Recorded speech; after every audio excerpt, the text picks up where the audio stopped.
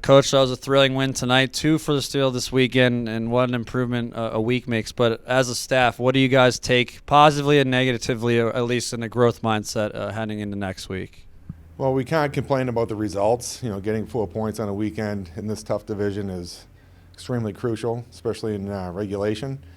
But we're not happy with, the consistency of our club.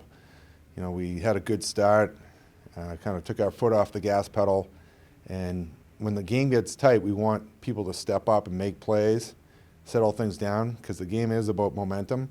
So sometimes when it goes against you, you have to be able to stop it and then get it going the other way in your favor. So it's a learning curve, it's a process, but early in the season here, this is a good kind of teaching moment.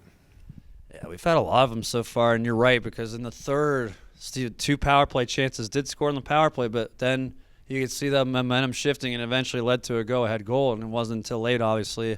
But talk a bit about at least coaching and that. Like, the kids, young, obviously, there's no excuse, but in the sense that learning curve and a little bit of patience. But how do you have answers for momentum shifts like that?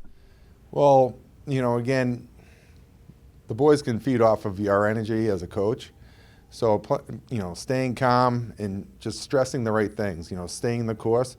But the message is really, when that momentum is coming back on you, like, who's going to step up? You don't need a letter on your jersey to be a leader. So winning a battle, making a play, having the poise to really, make those plays under pressure. And I think that, when one guy does it, another guy does it, and collectively, you can stop the momentum. And that's the message that we have throughout, our coaching staff on the bench. And, we just have to kind of tighten that up, and, our changes, like details of the game that really kind of bleed into some of that momentum that can be, easily corrected, but then the mentality side of it. Yeah, Steel, at least tonight, too, being disciplined. I mean, it's been a tough week in that department, but tonight they only took that questionable call there late. But comment on that in a sense, too. Is there any learning curve? We've seen the team kind of up and down with that, but really good discipline tonight for the most part. Yeah, the best penalty kill is to stay out of the box. So, when it goes against you, you have to have a game plan. There's good players in this league. There's good coaches. They have, setups that they're going to be able to make plays. So we want to try to eliminate or limit the quality chances. We had a tough one in Dubuque on the PK. Even though, looking at the film, the positioning was pretty good. It was just that second layer of, reacting to plays being made and then competing around the net.